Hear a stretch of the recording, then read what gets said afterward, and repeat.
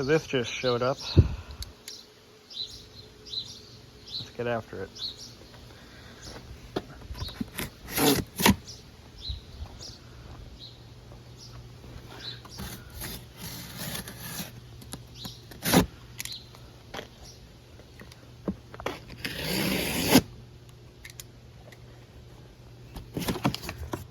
see how she made the trip.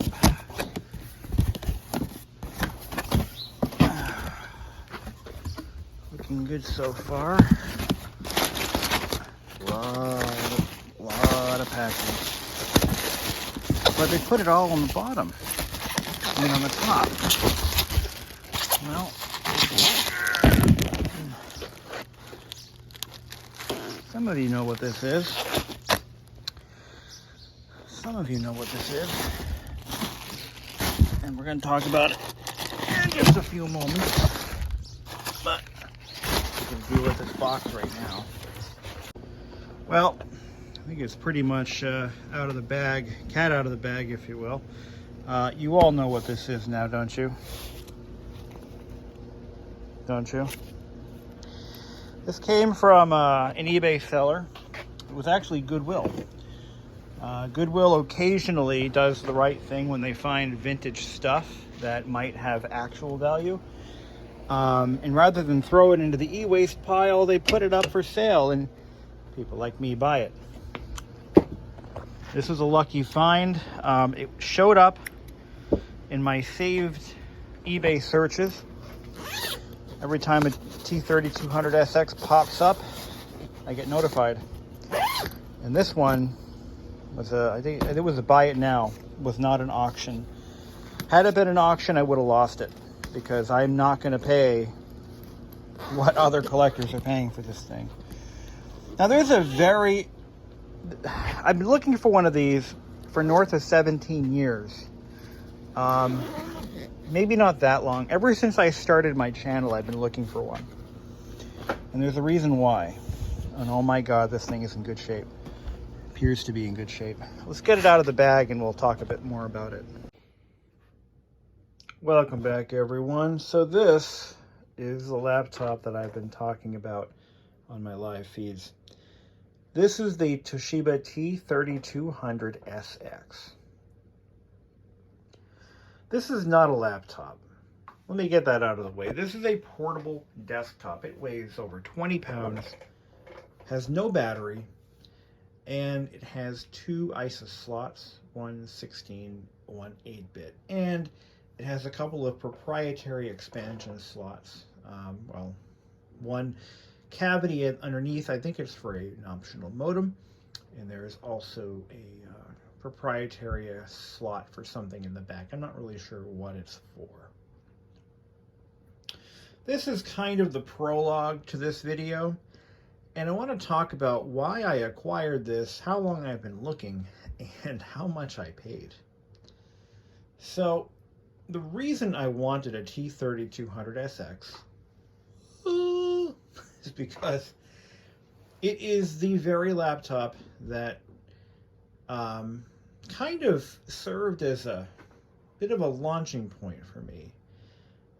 When I was 12 in 1996, my only computer at the time that I actually used, I had two computers. Technically, I had my Tandy 1000, which I still have, and I had an IBM PS2 Model 3286 with a monochrome display, and it was running on DOS 3.3. But I wanted something that could run Windows. Little did I know that Windows could actually run on standard mode on a 286. I didn't know that until a couple years later, but at the time I was like, you know, it's 1996, you know, and I'm the only kid in school running a DOS machine. Everybody else has Windows 3.1 or above. Would have been 95 or 3.1. You know, the neighbor kids were starting to buy or starting to get their own Windows machines, and it was getting to a point where people were starting to share software, and I couldn't run Windows software on my 286. Sorry. So I contacted a couple of local computer shops. I had no money, mind you. I was 12. And I contacted a couple of local shops, and I found one that later became my employer for about a year, 6 months or so, before they went bust. But anyway, this computer shop said, "Oh yeah, we can certainly see what we got. Oh yes, we have a couple of Toshiba portable desktops that we can let go for $50 each. They're 386 16s, and they have a built-in monochrome plasma display." Now, I didn't know what any of this stuff was. I didn't know what a portable desktop was. I only knew what laptop, desktop. Portable desktops were a fairly foreign concept to me. I didn't know what I was in for. And I didn't know what a plasma display was. See, plasma TVs, they didn't really exist. People didn't have plasma TVs in their homes until years later. So it was like, wow, I wonder what that is. So I went over. I actually waited for my dad to come home because he was the one who had money, or any amount of money at all. I had nothing. Both my parents worked opposite shifts. So my mom would work from about just before I came home from school. She would go to work. I'd come home. I'd make dinner.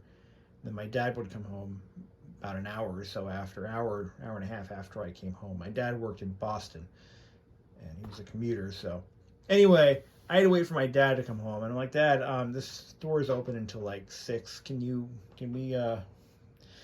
think you'd lend me $50 so I can have a Windows machine like everybody else?" My dad's like, "Well, sure, what the hell? Let me ask your mom." My mom said, "Okay." Away we went. This is what they bestowed upon me for $50. And believe it or not, I was happier than a clam. I was so happy with this machine that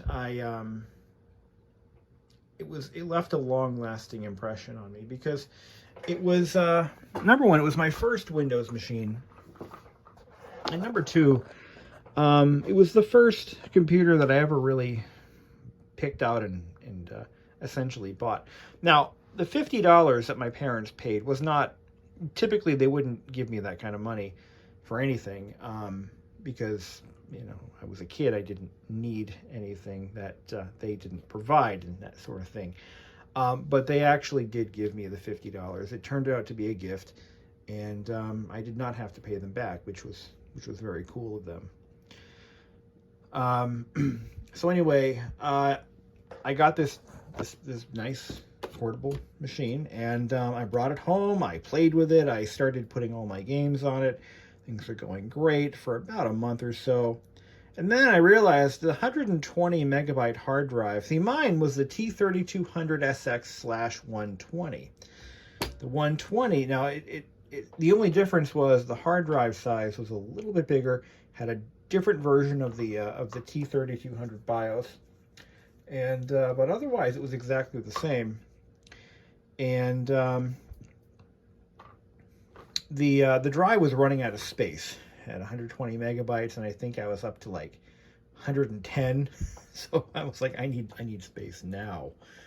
So I started removing things that were left on it from the previous owner. It turns out my machine, by the way, was owned by Aetna Life and Casualty. Didn't mention the computer store I got it from. They just buy up bulk lots of surplus equipment, and they would resell it. And sometimes they cleaned it off, and sometimes they didn't. So mine had insurance stuff on it, which would be highly unethical back then, and I think almost illegal now.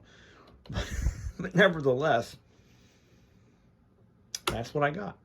And so I started deleting some stuff off of it, and I very quickly realized that, well, the machine wouldn't turn on anymore. Well, it wouldn't boot.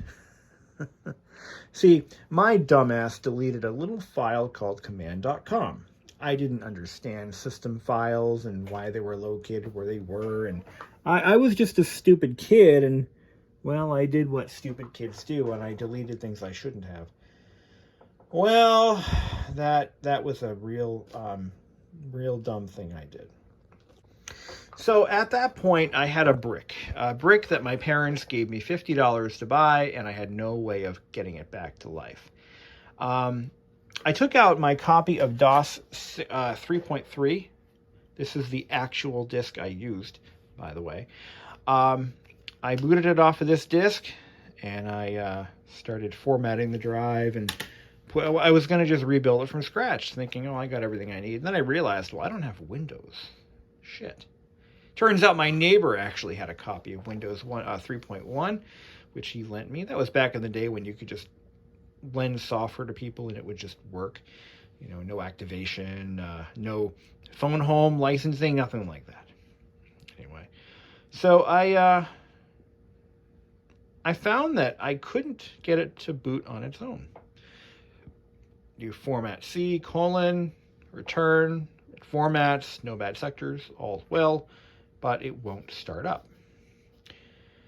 So I contacted a good friend of mine's father who worked in the technology field, and I figured if anyone had connections, he would.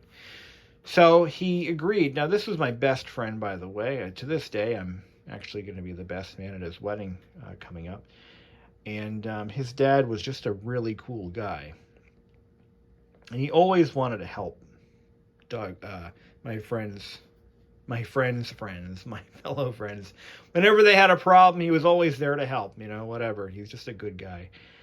And he says, oh, I'll take care of it for you. So he brought it into work, and the guy quickly realized what I did wrong, and I learned a valuable lesson. I forgot. I didn't know I had to type in format C : /S to make it a system disk. I screwed up. I screwed up, and it was my fault. It was my fault. Both times. So he managed to get Windows 3.1 back on it, and clean copy of DOS 622. And for him, the gentleman who did the work, I know his name was Jerry. I don't know anything else. But he was a very helpful gentleman and didn't charge me a dime for any of it. So that was very nice of him. Also, it had a dead clock battery. So my friend's dad actually bought a battery and put it in for me. Which was, I didn't expect him to do that. I didn't ask him to do that. But he was, again, just being a good man, and sadly he's passed away, and wherever he is, I thank him from the bottom of my heart. I learned a couple of lessons that day. Number one, don't delete command.com, and number two, don't when you format a drive, format it as a system disk. Live and learn, right? Live and learn. So that brings us to now. Well, not yet. So anyway, I did use that system for a number of years. I think I used it for about 2 or 3 years before my dad came home with, I used it for about 1.5 years, maybe 1.5 years. Then my dad came home with one of these, a Tandy 425. And from that point forward, that was my first internet machine. This was my first Windows 3.1 machine. You see, whenever I acquire or do a video on a piece of vintage technology, I try to connect it with my own life at that point, when that device came into my possession the first time, or where I was back when it was relevant. That's what I do on my channel, and I hope some of you folks appreciate that. I try to give a personal connection to the machines that I collect. That's why I'm very selective with what I acquire. And if a machine is on my list of things I need to get for the collection, sometimes I'm willing to pay a little bit extra for it.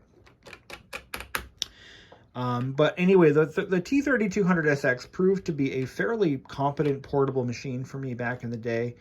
I wrote some of my best school papers on it back in 7th grade. 6th and 7th grade is when I had it.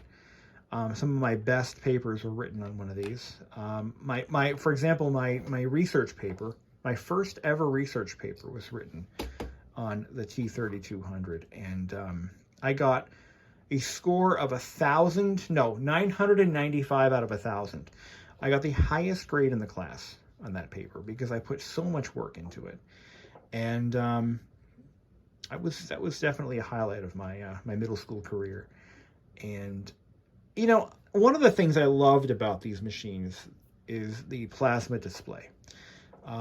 This has a gas plasma display, as you'll see in a little bit, and it gives off a nice orange glow,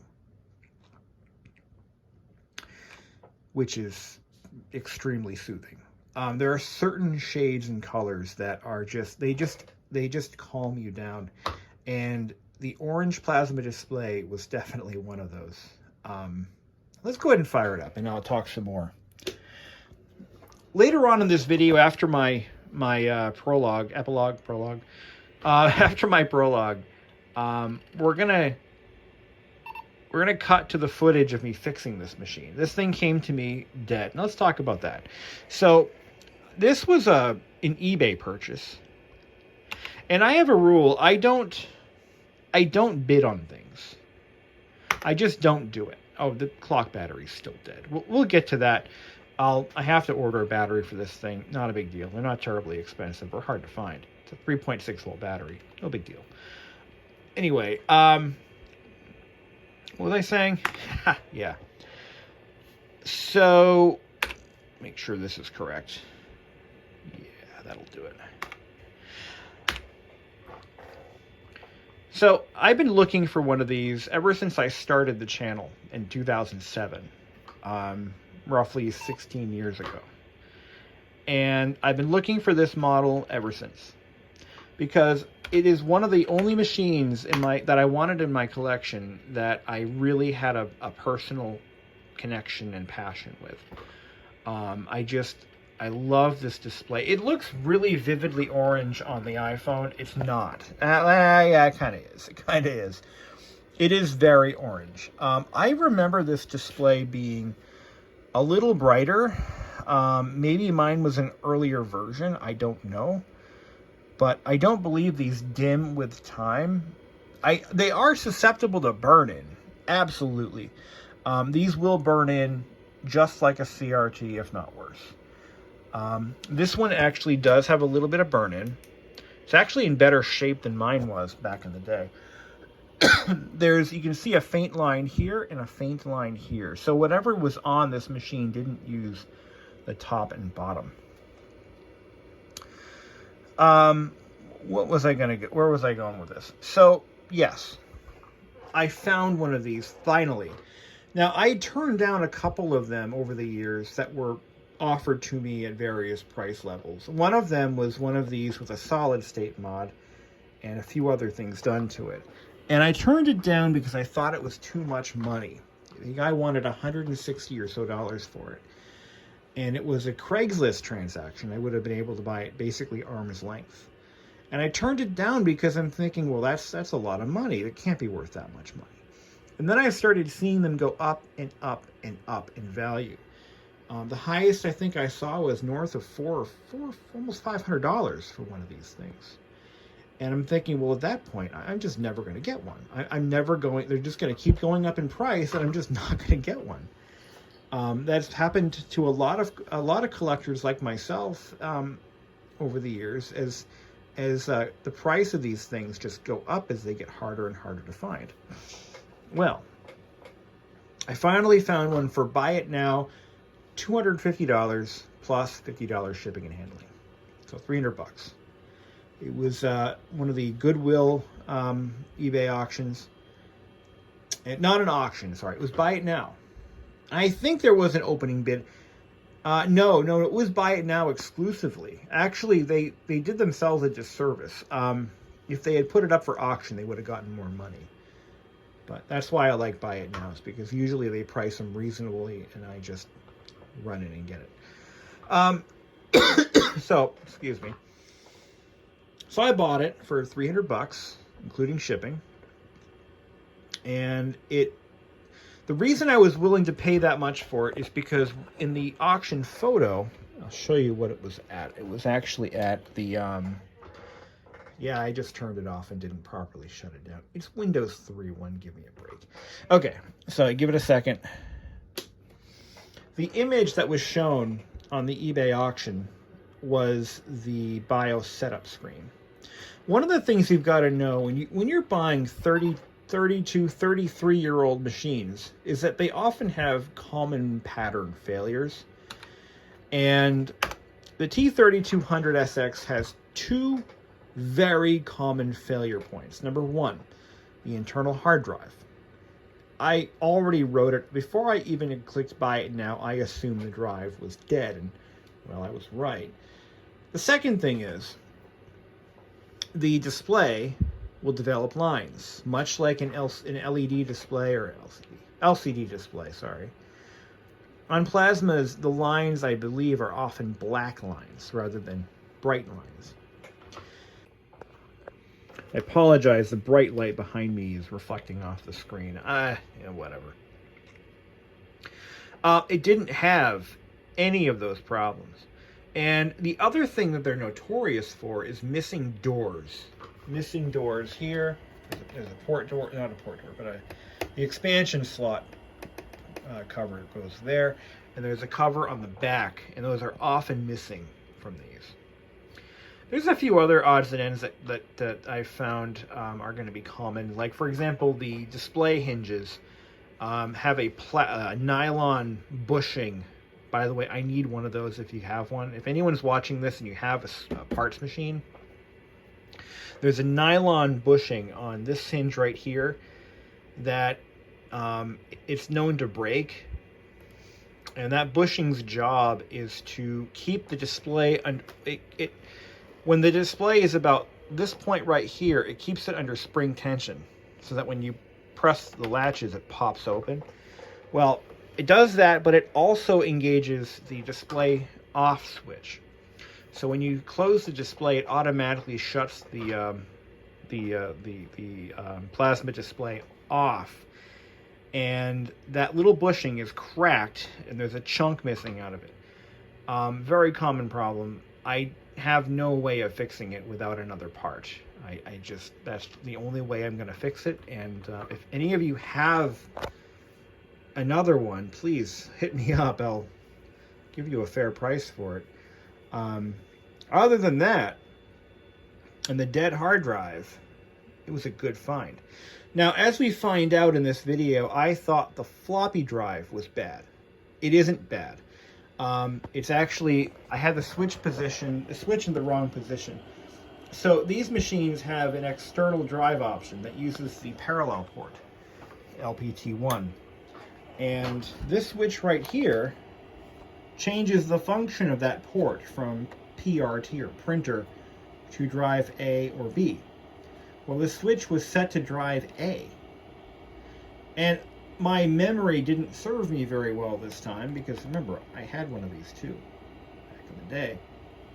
The switch has to be in PRT. If it's in A, it's going to assume that there is a drive A connected to the back when there is nothing there. And what that's going to do is it's going to turn this drive into drive B. So, yeah, no, not good. Not good.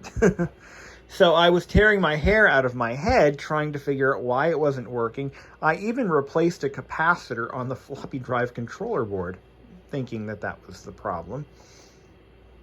No, it was just the switch position. So when you see that section of the video, just understand I found the problem. We're good. We're good. But again, the display is in good shape. No issues, no concerns. The hard drive was bad. Now, that's the other thing is, if you have the earlier version of the BIOS, I think it's 0300C or something like that, or 0300A or whatever it is, I have the earliest version of the BIOS, which means that it will accept other drives, but it will only detect Connor peripherals drives. Whatever. You have to have that old BIOS for it to work. Now, it won't allow you to change drive parameters. So what you've got to do is use a program like any drive to fool it into thinking it's a smaller drive. So according to BIOS, this thing's got a 40 meg drive in it.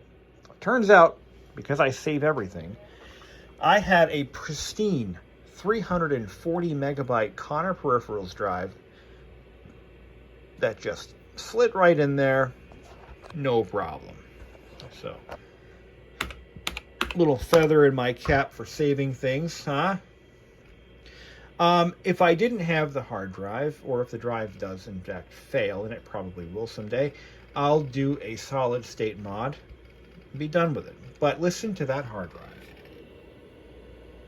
See, if you have the option to experience vintage computers with mechanical drives, I feel that's part of the experience. And that's why on all of my vintage machines that originally shipped with hard drives, every single one has a hard drive in it. I don't do solid states. This is a long-standing tradition in BBISHOPPCM world.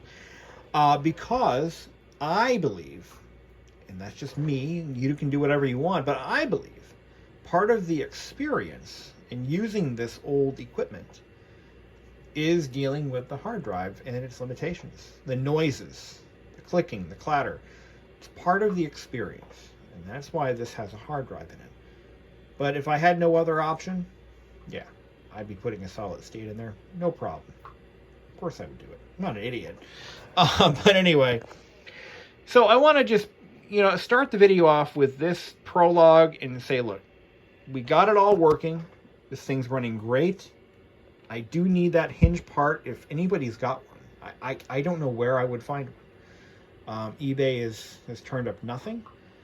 I don't want to buy a parts machine that may have the same problem for $200. This doesn't make any sense economically, and this one's in pretty good shape otherwise, so why would I do that to myself?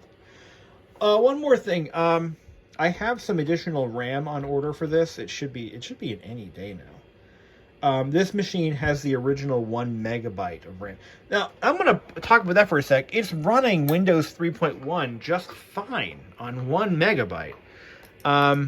It's just crazy how much you can do with nothing. Literally nothing. It's just 1 megabyte. It's nuts.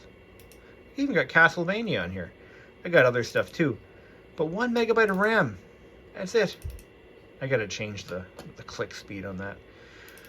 This thing is running though. It's running so well. I am very impressed. So the one I had growing up was it had I think 5 megabytes of RAM. Now these use, what did I do? Oh, it crashes, by the way.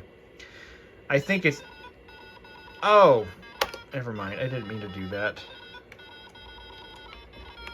One of these buttons will exit the game. I gotta restart it. I didn't mean to. Oh, fuck you. Okay, wait a second here. Wait for it to spin down. I have, yeah, so the one I had 5 megabytes of RAM, and this one's got just 1 meg, so you can clearly see. So anyway, what was I saying? I have memory in order. We're going to bring it up to, I believe, 4 megabytes, and that should be enough for. It's only a 386, guys. It's 386/16. It doesn't need 12 megabytes, or 11 is the max. So you can add. It's got 1 meg on board, and then it's got a bunch of 30-pin SIM slots. Now, the thing about these machines is they have to be parity RAM. Not parity like Weird Al Yankovic, but parity as in not error correction. I forget what parity means. Help me out. I forget what it means. But very few machines use that, and it's hard to find, and it's expensive. But fortunately, in 2022, it doesn't seem to be that hard to get.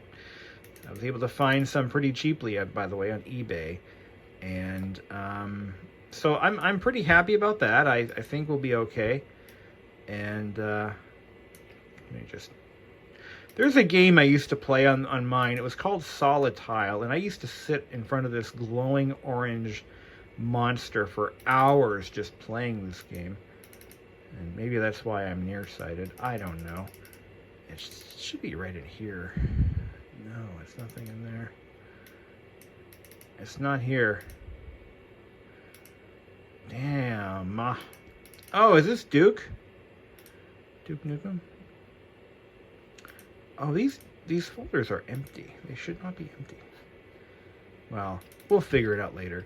Now, let's go ahead and get on with the show. We're going to do a complete system teardown. This is a long video, so you might want to watch it in pieces.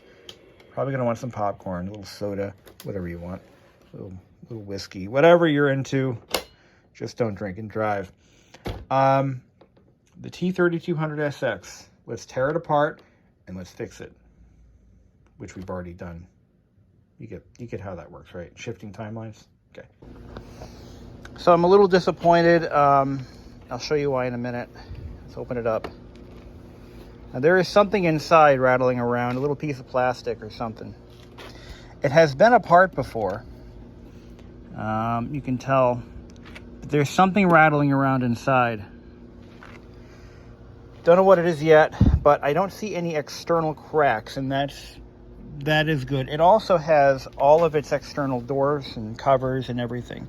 But I look at this, it makes me nervous, real nervous.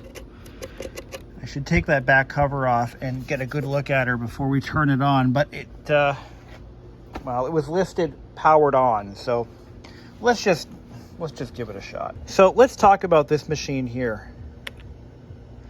It is not functional. It has all the good stuff is working. The display, this is what usually goes wrong with these displays. They start to develop lines, and this one seems to be pretty good. It's not, doesn't seem to be damaged at all. The hard drives are guaranteed to fail in these, and that is an issue that we'll talk about in a moment. The hard drives are, they all came with a Connor drive, Connor peripherals, and unfortunately, they all suffer from the same problem. This one seems to have two problems. And we're going to find out in a moment if the other problem is still present. Hold on. Nope. Okay, the drive does spin, but not very well. I'm running a disk cleaner in this. Let's see what we got.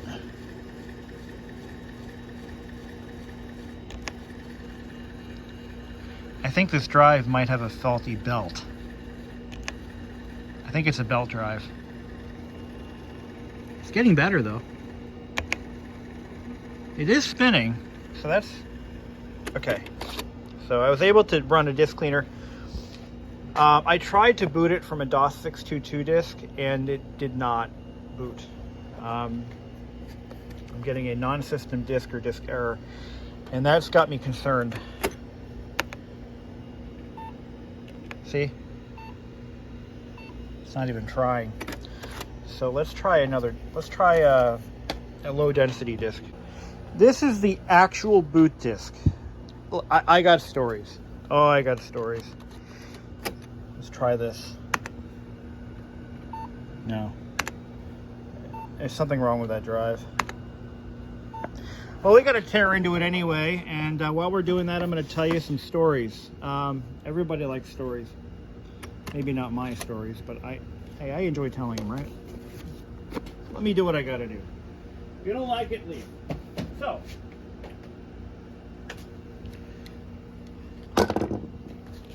when I was about 12 years old, I didn't really know anything about computers, and some might argue the same is still true.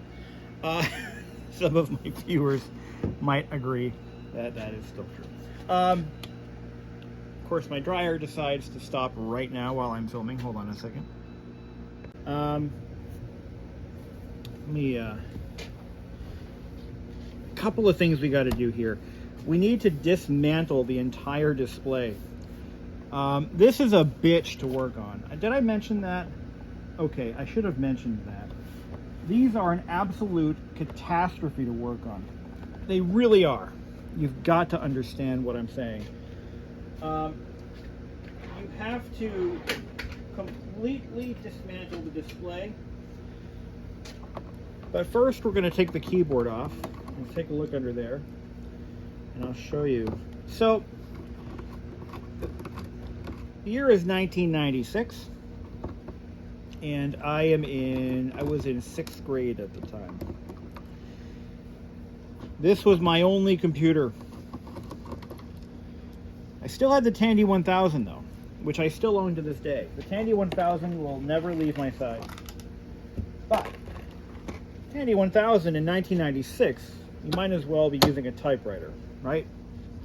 Anyone who grew up back then knows what I'm talking about. It was practically useless as a computer. So let's see if I got this right. I haven't had one of these apart since the 90s, so bear with me on this one. This does not have to come off.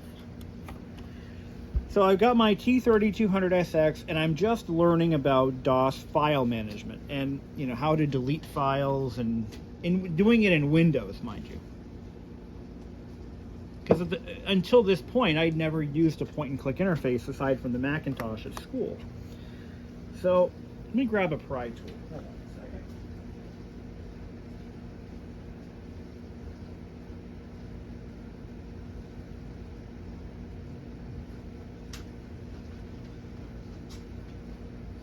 So I had this urge to free up disk space. So I didn't really know what all the DOS system files did. I just knew they took up space, and I didn't know what they were there for. Okay? You're with me so far? Good. So we're gonna gingerly, can you see what I'm doing? I'm gonna be very careful. When you're working on old equipment like this, you wanna make sure that you are using careful techniques when removing components, because this plastic is over 30 years old. It's brittle. You would be too if you were over 30 years old. Well, I know I am. Anyway, so let's get on with it. Oh yeah, there's a lot of broken snaps in this guy. Yeah, they break. They just do. There's nothing you can do about it. And this thing's been apart before. I can see the tool marks. Somebody's been in here. Anyway, what was I saying? Yeah, so then you've got this EMF shield here. So I'm going away, deleting files left and right, having a grand old time. And then I'm like, oh, cool, I made all this disk space happen. Nice, I'm a genius. No, I wasn't a genius. So what happened was, I ended up deleting command.com. Whoopsie doodles. That didn't work out so well for me. Well, after deleting command.com, I had to go restart the machine, and it didn't. It just didn't restart. It came up with, you know, I think it was bad command or file name or missing operating system or some bullshit. Here's our clock battery, by the way. More about that later. Oh, somebody put a no, this is factory. That's cool. Mine did not have this this battery holder, this fancy battery holder in it. That's interesting. I'll take that out. It's useless anyway. Let's take a look inside here. Now, this is our 386 processor. No, that's a 387. Sweet. It's got a 387 in there. It's a math coprocessor. So somebody put some money into this guy. All right, so to get the display out, there's our hard drive, there's our floppy drive. And to remove the display, if I recall, we do have to disassemble the entire display, which sucks. So I removed command.com, right? Are you with me so far? Good. After doing that, the machine was effectively dead. So I panicked. Now this is going to be tricky. I have to remove this overlay without breaking it. This is tricky. We can do it though. We're very careful. And I think what I'm going to do is I'm going to grab a hairdryer and heat up the adhesive. You don't want to use a heat gun. You want to use a hairdryer. You don't want to destroy it. We just want to remove it. Okay? It's never going to look the same again though. Let me get this off and then I'll continue on my story here. I'm going to heat this up.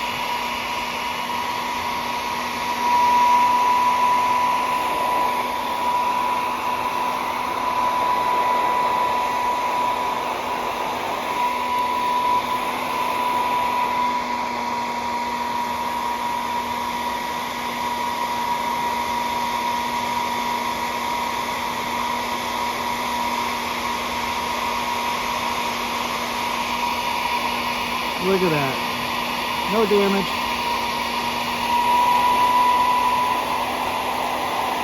There we go. Okay. Just like that. Just like that. It can put it back on. I just have to put it in a safe place. Right back.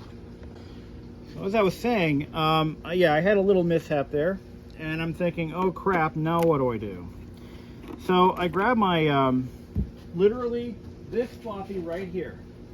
This is the one, okay? I grabbed that diskette and I boot it up and I do format C:. Remember, format C:, you're missing something. Missing something quite critical. And it formatted, cool. And then I'm like, well, okay, well now what do I do? Go to boot it up and non-system disk or disk error, or missing OS I think it was. Well, okay, that sucks. So I start calling around. I called the shop that I bought the computer from and I said, I bought this computer from you and I screwed up and what do I do? And the gentleman on the phone kindly said, well, you can pay us $45 an hour and we will fix it for you. And I said, is that my only option? He says, well, yes. I'm like, okay. Well, that doesn't help me very much, but thank you. I had no money. My parents didn't have any money, and, well, I fucked up. What am I going to do? So, long story short, I have a friend. We're still friends to this day. And in fact, as a matter of fact, I'm going to be his best man at his wedding. Which, if you knew the history, you'd be like, really? I feel bad. I caused him a lot of grief with this very computer. Let me explain what I mean by that.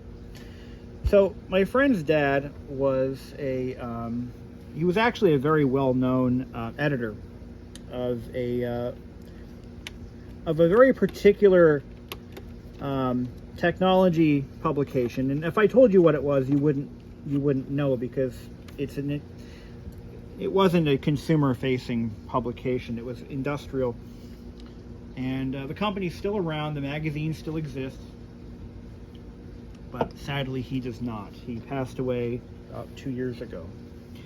Well, my friend's dad wanted to help me because I was at my friend's house and I explained what I had done, and he's like, oh my god, let me see what resources I can pull together and get you out of this mess.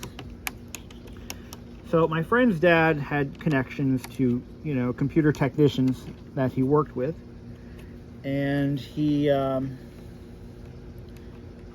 was able to bring it into work, brought it to one of his guys, and they fixed it up, no charge, which blows my mind.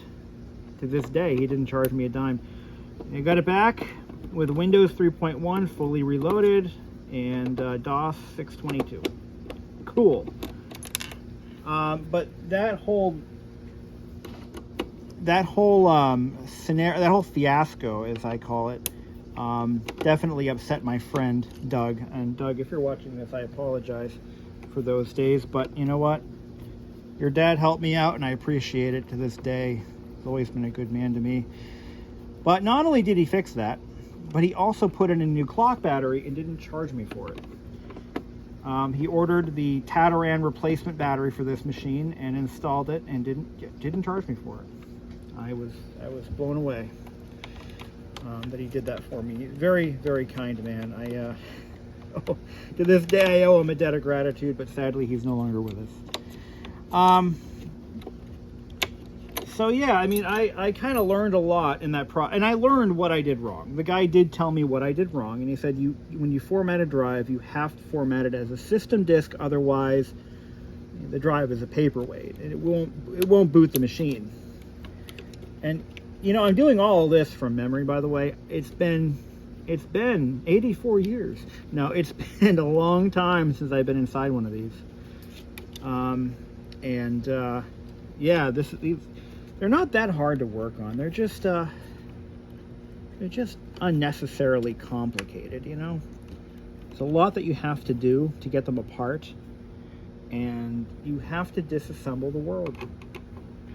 And to make matters worse, they're made out of Toshiba glass. This is what I call Toshiba's plastic.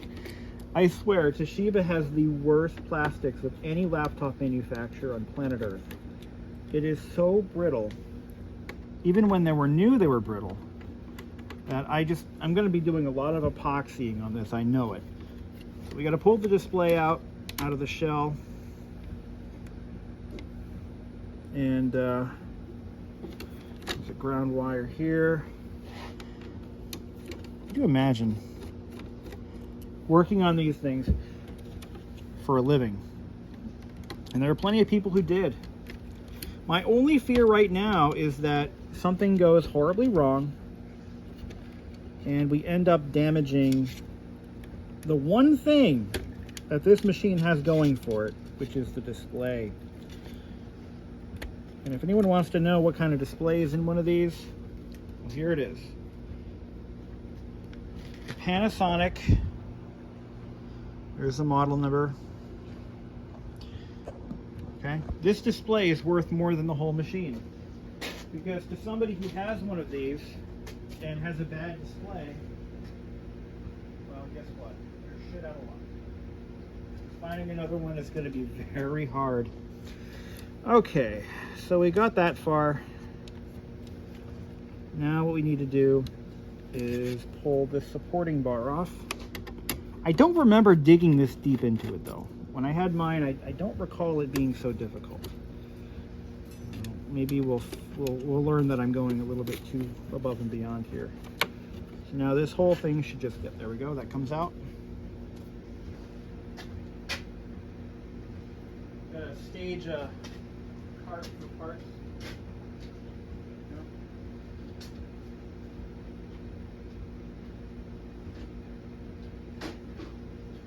Now we're into the thick of it. And as far as I know, when we go to pull this cover off, those wires, see, this has to come off. I know that much. Let's do some digging. Now these covers here, I don't recall whether they pop off or slide off. I think I just broke that one. They slide off. And it looks like that one was maybe glued in place. Okay. These slide off, they don't pop off. Alright, there we go. That's alright. When you're working on vintage laptops and portables,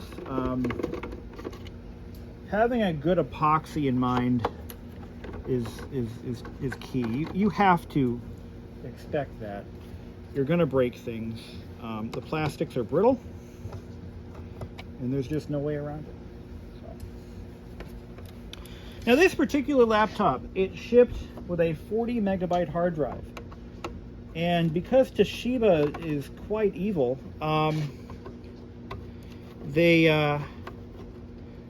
this is bad. I didn't even touch on this yet.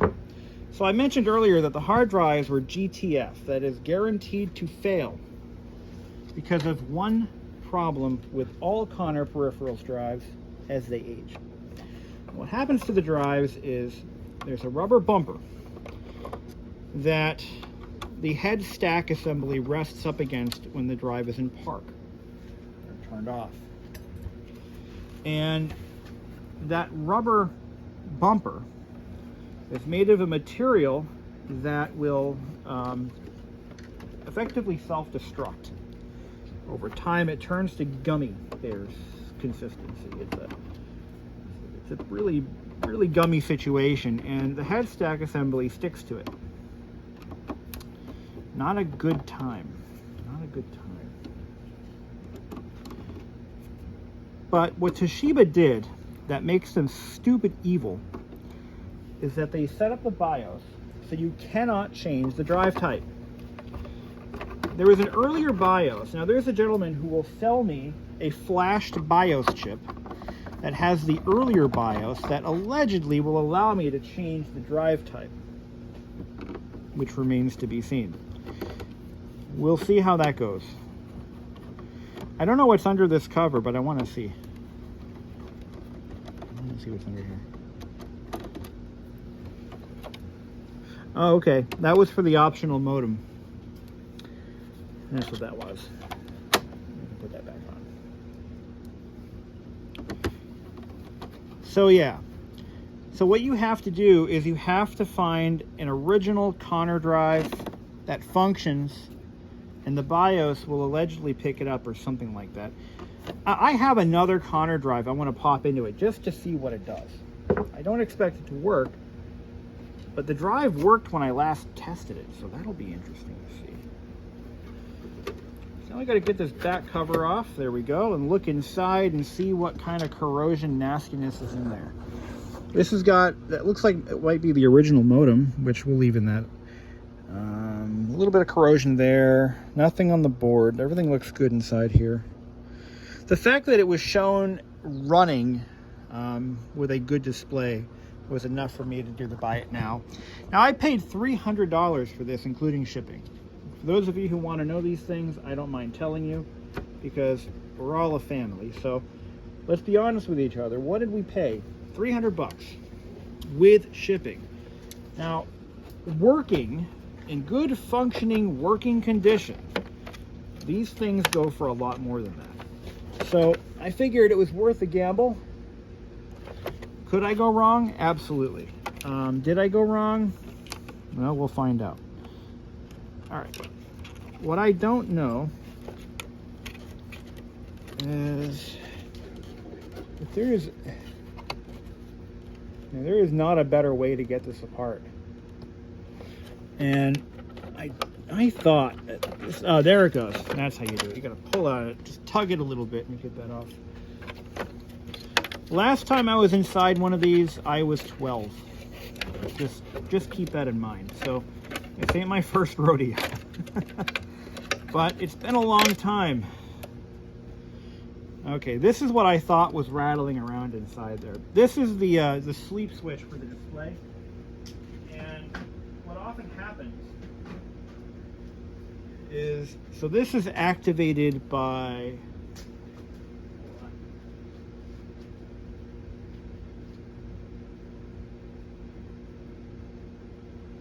believe it's the front cover as it sinks down in.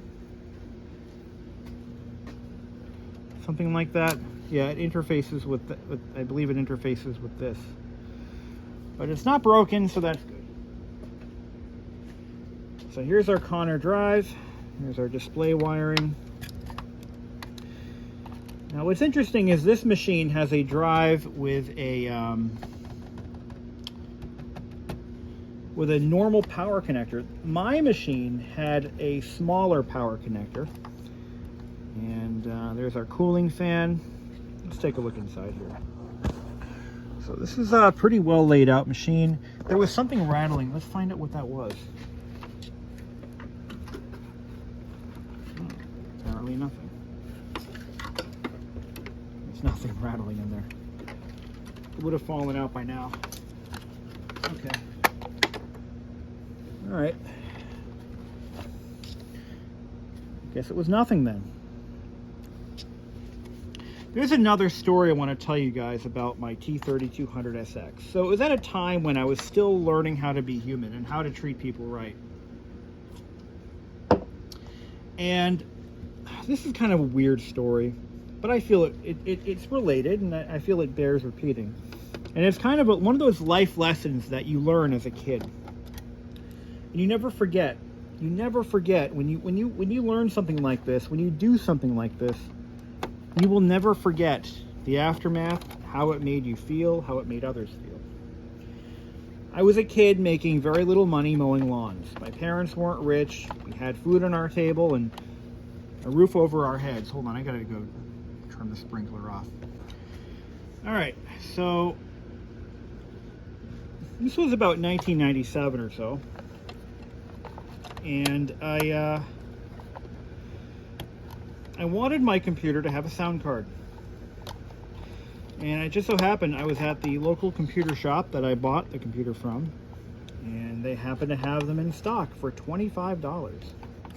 Thinking, wow, what a bargain. But when you're a kid mowing lawns for a living, $25, and they're really not big lawns, and I wasn't getting a lot of money either. $25, that's like a lifetime of savings. And this was back when $25 was a lot of money. And anyway, so what happened was I had just bought a bike from a local, an older gentleman who buys and sells bikes of all kinds.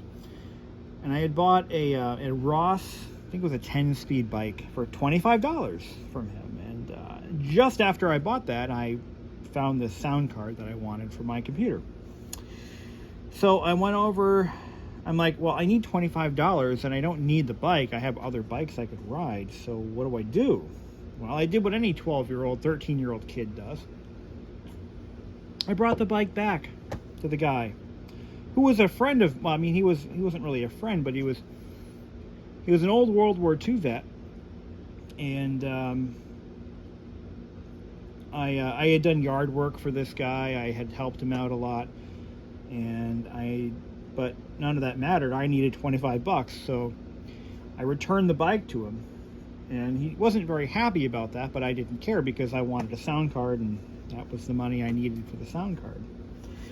So, long story short, I got my sound card, but that old gentleman, that 80-some-odd-year-old World War II vet, never called me again to help him with anything. And I talked it over with my dad, and he's like, what did you do that for? That was a dick move. And I'm like, well, yeah, but I wanted a sound card. Every kid learns lessons like this in life, and that was mine. But anyway, we got our hard drive here. Let's take a look. Now, this drive is a lost cause at this point. We know what's wrong with it. We know it's not going to work again. Let's open her up. Now, the moral of that story is, be a man of your word, or a woman, or whatever you identify as. Whatever you are, stick to your word. Don't say one thing and do another. When you enter into an agreement to purchase something that you want, that somebody else wants to sell, a private sale, whatever the case may be, you stick to that. You don't just go back on your word and change the terms of the agreement.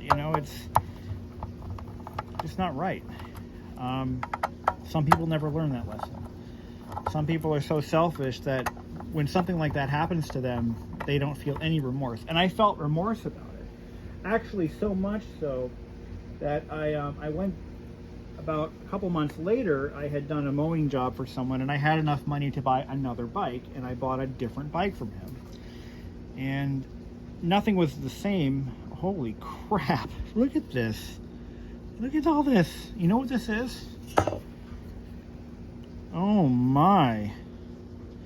It looks like the hard drive gasket melted all over the place. We're going to find out in a minute.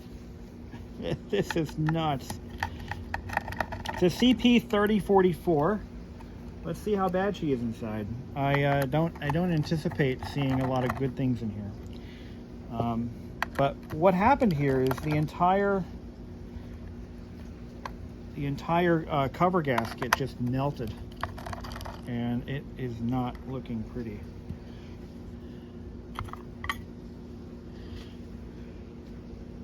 Yeah, that's exactly what it is. The whole thing melted, and here's that grommet that I was telling you about. This guy right here, and look at my fingerprint stuck in it. So this drive is a lost cause. The 40 megabyte, not much of a loss. And the whole gasket just dissolved. Now I've got another Connor drive we can stick in there. Let's see if it works. What we have here is a 340, and I don't see any degradation of the rubber externally at all. Let's just see what it does.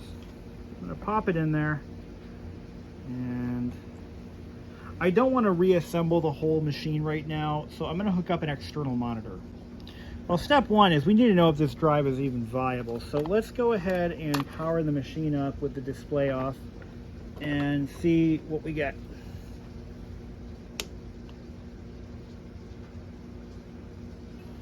Okay, it spins.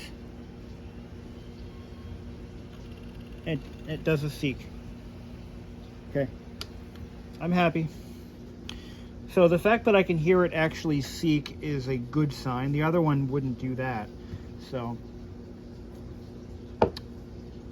let's do it. All right, here we go.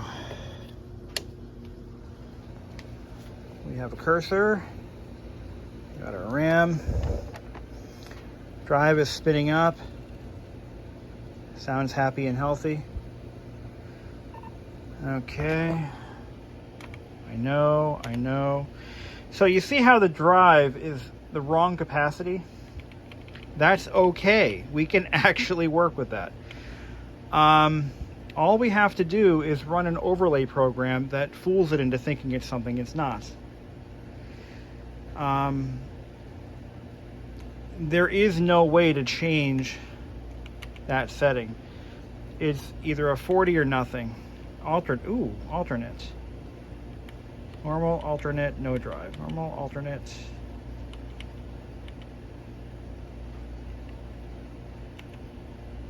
$717.40. What is this one? They used to print it on here. 16 heads. Okay, that's not gonna cut it. Alternate. I can't change the settings.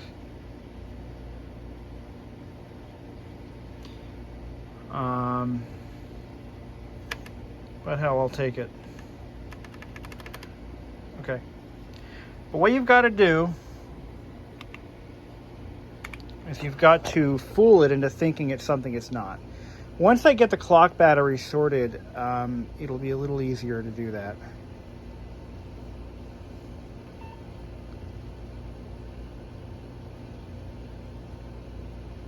Is it booting? Okay, this is actually positive. All right. I want to try this. So it's actually getting further than it was getting before. Let's see if it wants to boot off the Control-Alt-Delete. Let's see if it'll boot off the floppy this time. I think the hard drive was causing the bus to hang up on it. No, it doesn't want to boot off that floppy disk. We should get a good look inside and see why. We know it's not the discs. The discs are fine. It's just that drive might be having an issue. But it's attempting to boot off that hard drive, which wasn't getting there before. Okay. All right. Let's dig deeper, my friends.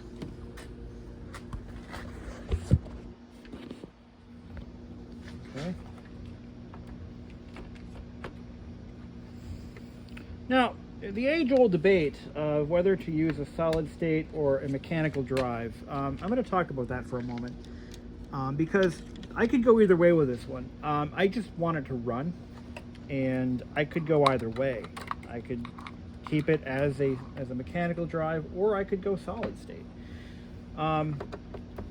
Having done the solid-state treatment on my Tandy, which is, by the way, running fantastic, I can see the case for that. But if I have drives up the wazoo that are still fine. I still have plenty of life left in them. And while I have those drives, I'm going to use them. You know, if I didn't have a drive to use, well, that'd be one thing. But I do. I have plenty of them that'll work in this machine if I can get through the BIOS issue. which I know I can now. So that's good. That's actually quite good. Okay, so let's take a look at our drive and see what we got working on here. What we got going on? All right. I suspect. Oh, look at that! It's got this fancy spacer in there and everything. I suspect that this drive is bad. Just a suspicion. Just a suspicion at this point. No, I can neither confirm nor deny the goodness of this drive. Toshiba has been known for bad floppy drives, so you know that happened. All right, it doesn't look like it's belt driven. That was my first theory. Okay, let's crack it open. It's not every day you spend $300 for a used computer that doesn't work. So at this point, what we're doing is we've kind of hijacked the Tandy PC to try to use it to breathe life into that Connor right there. I didn't mention this either. So the drive has to be a Connor. There are ways around this, but Connors seem to be more identifiable on those machines. So, looks like it's hanging up our machine right now. The drive is spinning. It is the only thing currently on that loop, but our BIOS doesn't seem to be happy. So let's see about that real quick. Doesn't look like BIOS is very pleased with our decision. Hold up. All right, on this floppy disk, we have AnyDisk, which is a utility for fooling the BIOS, and we also have Format and FDisk.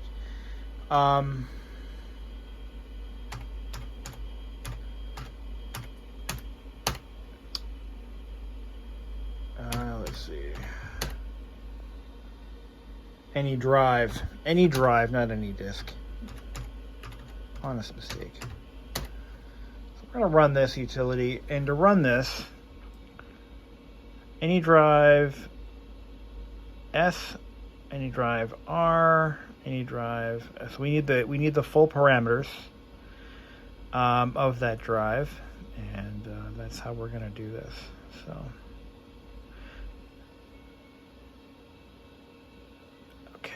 See if we got this right.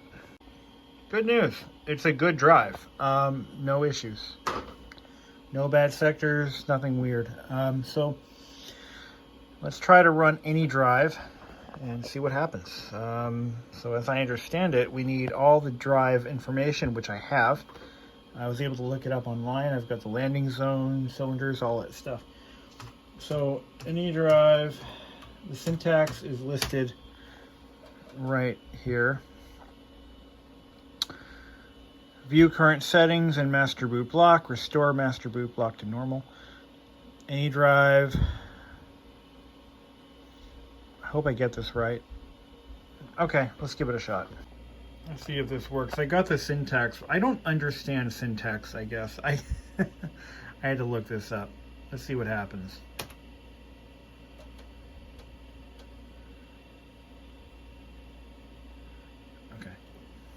Here we go. All right.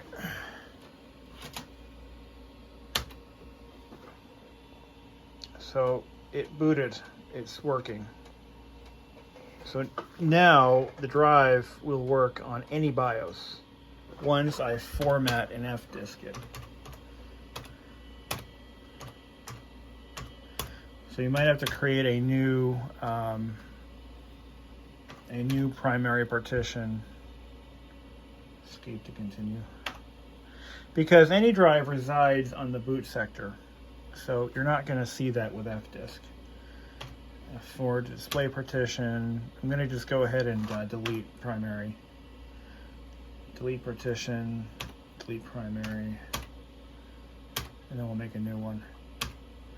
and reformat it. Once we know it works, what we're going to do is we're going to pop it, before we go nuts, I'm going to pop it into the Toshiba, and we're going to see if the Toshiba sees the drive and boots from it.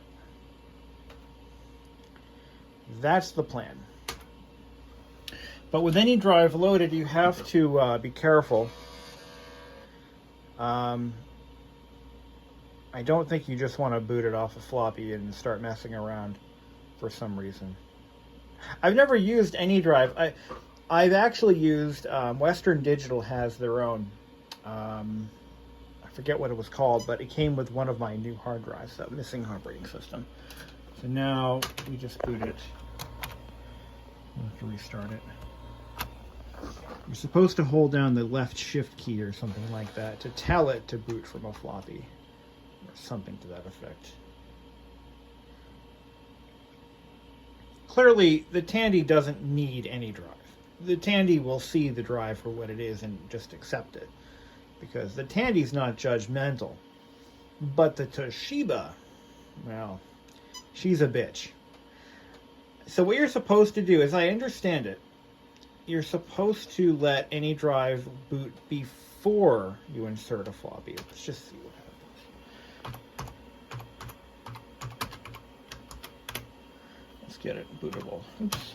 Yes. I'm going to let that format, and then we're going to see what happens. Let's see what it does. Got nothing to lose. Just my time. All right. So we know that our floppy drive is a lost cause. You know, I'm heartbroken, but I'll get over it. I'll find a drive for it someday. It's just going to take some time. Sometimes these things take time. So I'm going to lick my wounds and just do the best I can. I'm going to put the drive like this because I don't want it to touch anything metallic or conductive or anything like that. Brown strap over here. Okay.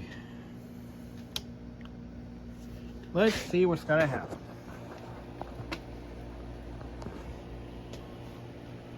There's only 1 megabyte of RAM. I need to do something about that. So what I might do is take a little break and wait for the RAM to come in. So we're detecting a legitimate Connor Peripherals drive. Here we go. Let's see what's going to happen.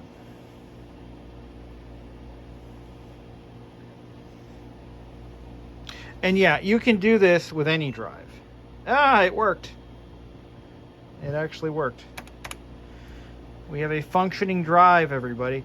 Now, if I install Windows 3.1, it's not going to have the extended memory handlers. Oh, no, it will, because I'm installing it on a machine that has all that. So it should install all the additional RAM handling, high mem, it's all that stuff. So why don't we do that? So, folks, we have actually accomplished something here. This isn't a wasted day. And all we got to do now is load this drive up with some stuff. Once I get Windows and a full install of DOS 622, and I'm throwing this drive around like it's nothing, but these are worth a pretty penny. Once we get all that done, I'll be ready to add more RAM. But yeah, what I'm going to do is, I just lost my train of thought there. We're going to load it up with software.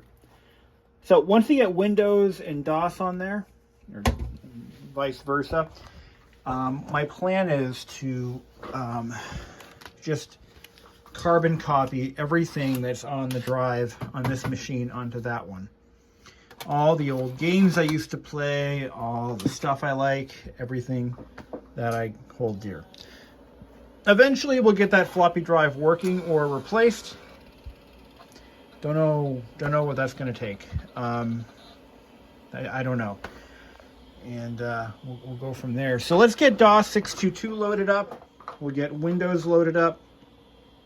And because this machine already has more than 1 megabyte or so, I forget, high mem, I think it only needs 1 megabyte.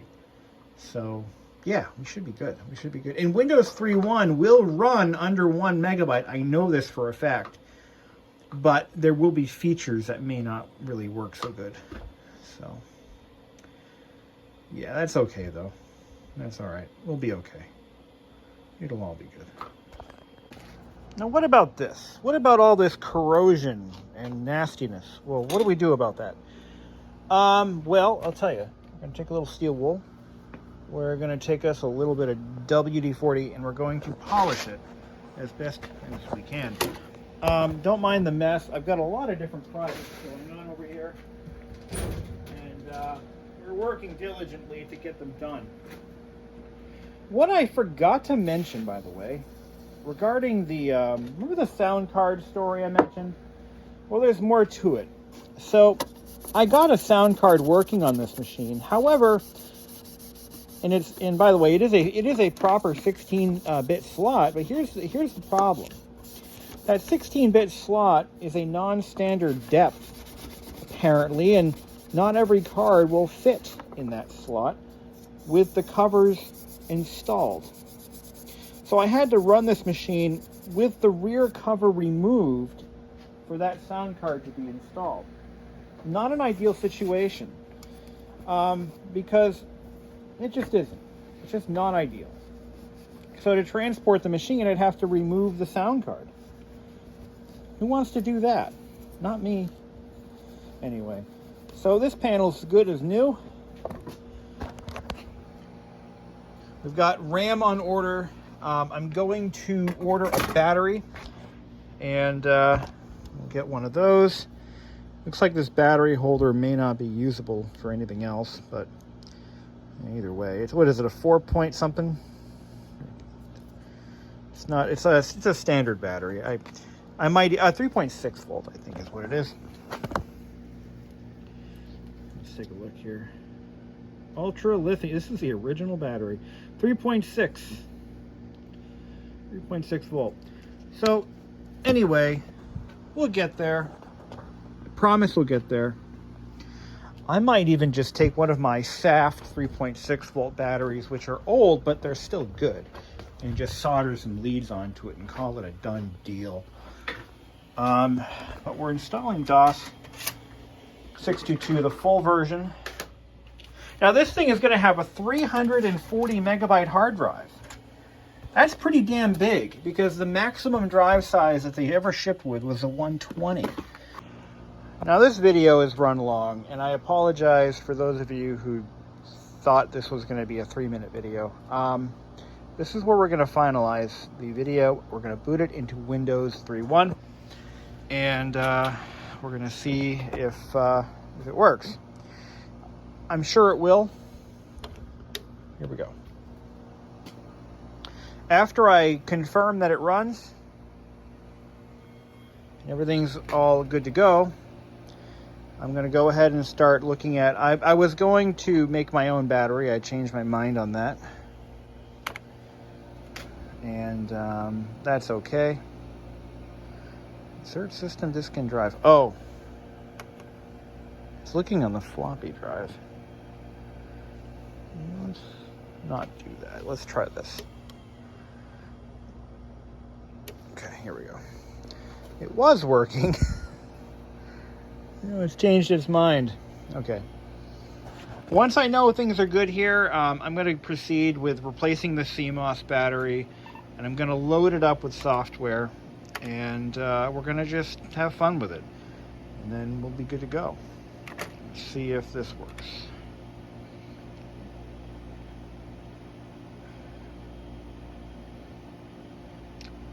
Should be fine. There it goes.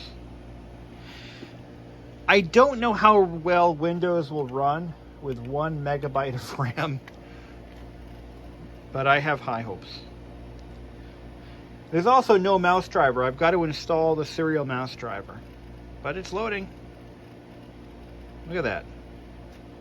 From A to Zinc. Take a Toshiba T3200SX that you overpaid for on eBay. Dead machine, dead as a brick. Get it from a dead point to a bootable state, and hey, we're already almost done. If it wasn't for the freaking floppy drive being dead, now let's just, I'm gonna try. You know what? I want to try something. I'm not willing to condemn that drive just yet. Hold the phone, because just because it won't boot from it doesn't mean it's completely dead, right? That could be the case.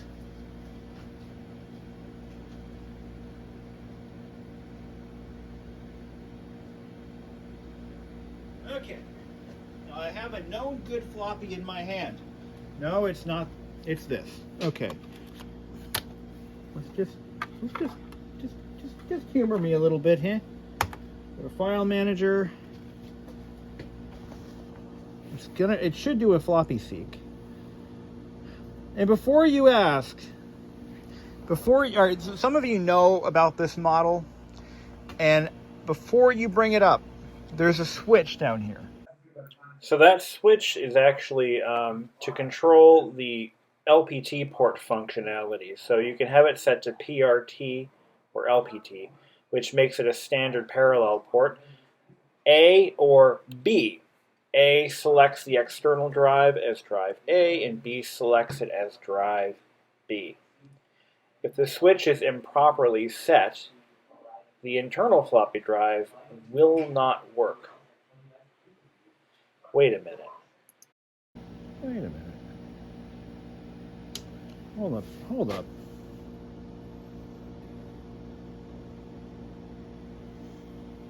a second. I'm going to try something. Pretty sure that's supposed to be set to A. This doesn't make any sense. No. No fucking way.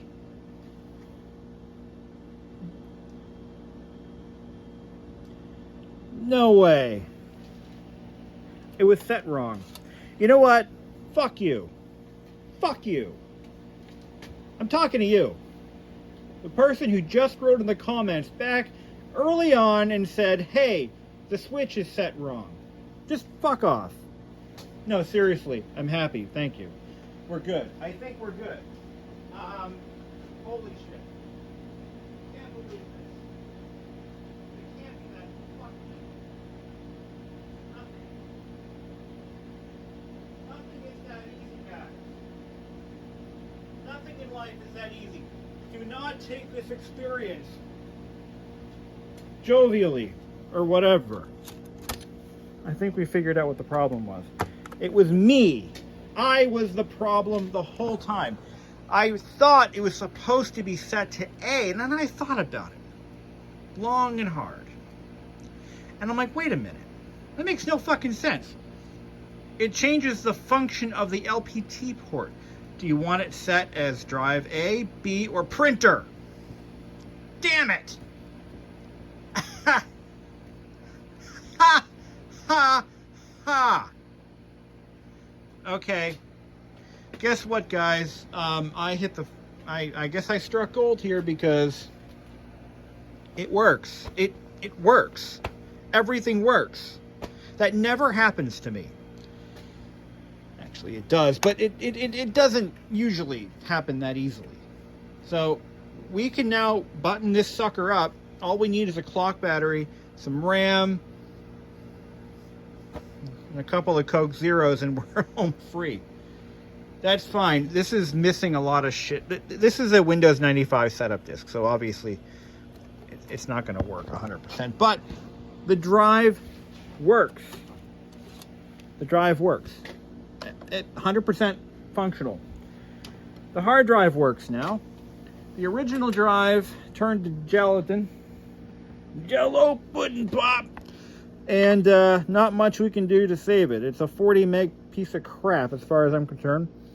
And it's just, I can get it to run. You guys want to see this thing run? You do? Okay. What we're going to do next, we're going to get this thing running. Watch this. So I'm going to take the old drive and put it back in. God damn it. I can't believe this. Well, you know what? Hey, we learned something, right? Kids, we learned something. We learned that Uncle Bishop is a dumbass. And even if this drive works, I'm not putting it back in. I'm gonna save it, but I'm not gonna save it. Catch my drift? So here's what we're gonna do. Watch this. So we're gonna turn it back on. Got it all hooked up. It's gonna spin up. But we're gonna manually release it.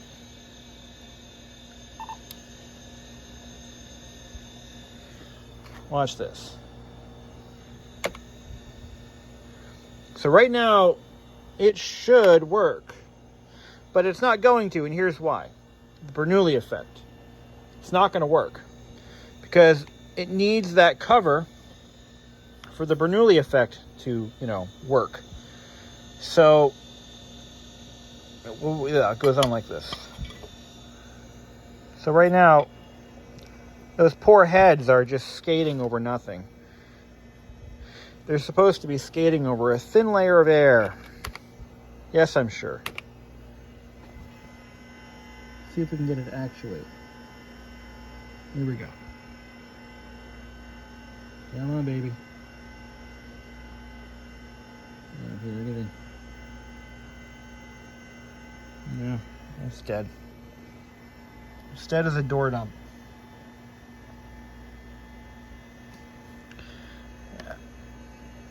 Even though the head stack is unlocked and in the middle of the field there, it's not going to happen.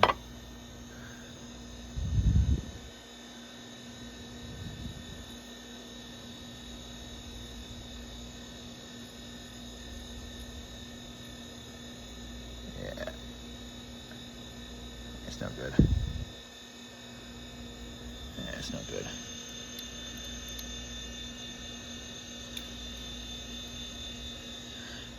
No, not going to happen.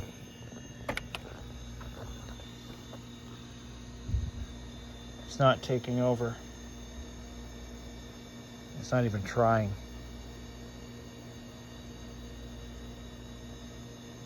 That's okay though. That drive is done for. So plan B was going to be to do a solid state mod, which there are options out there. We can do that. I can do that at any time. And I might even just buy a couple of those kits just to have on hand for my collection. Let's see. So what it's supposed to do is do a seek test and all that, and it's not doing it. It's just not. Now it's like, no, screw you. The drive is dead. Excuse me. No. Yeah, it's dead. That's okay. Better luck next time. So yeah, this drive, I mean, from all the damage that's been done to it, it's a lost cause. It's all right. I really didn't want a 40 meg model anyway because that's too small. So there's no sense in keeping it original at this point.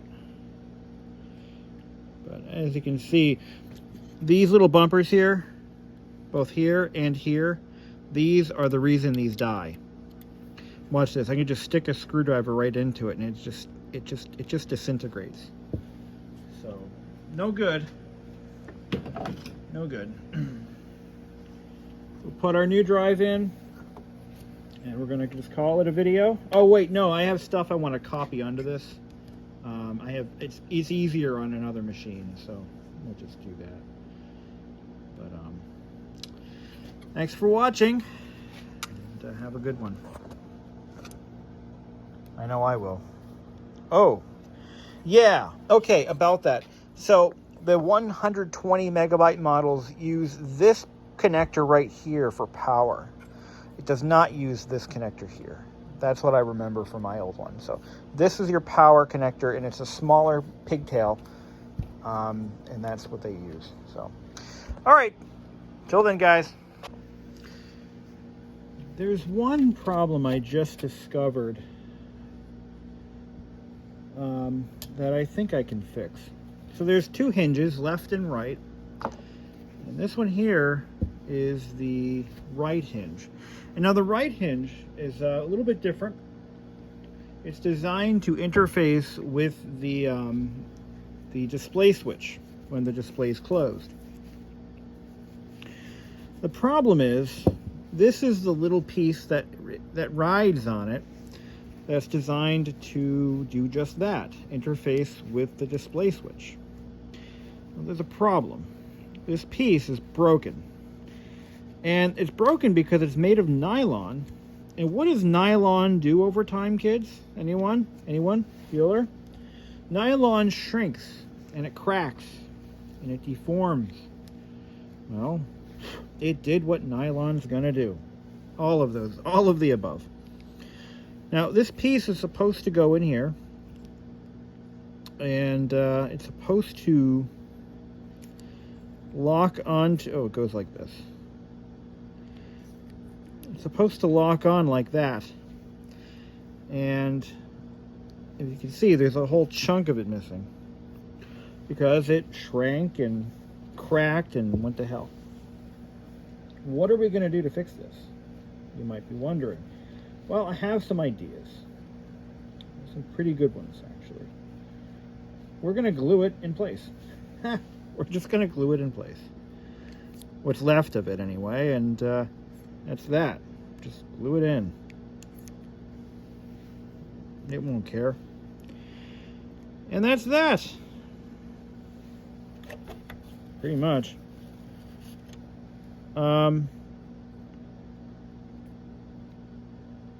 Yeah. That is that. And I thought for sure that it was supposed to do something with the spring too, but I can't seem to corroborate that with anything. Hold on. Yeah. What it's supposed to do is it's supposed to also lock into the spring here, so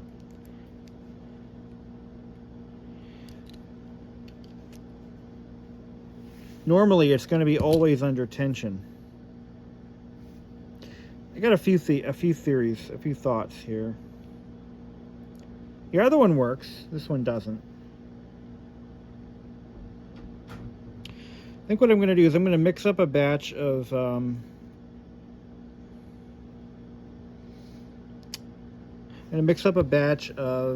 epoxy.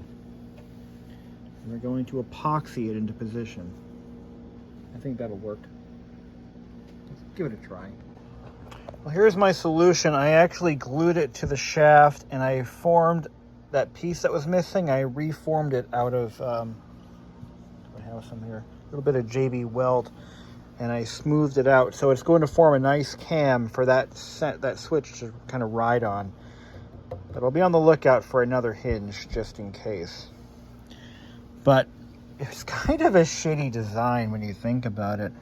I mean, literally, they could have made it out of really anything else, and they didn't. And it's attached. This one is intact. You can see that a roll pin is what holds that in position. What that does is it puts tension on the screen when you have it in the just short of the closed position. It puts it under tension. So when you close it, it's under tension, and then when you release the catches, boom, it springs back open. That's what it's supposed to do, but clearly this one's broken. Well, this one right here. And that just happens to be the one that interfaces with the lid switch. Oh, well, whatever.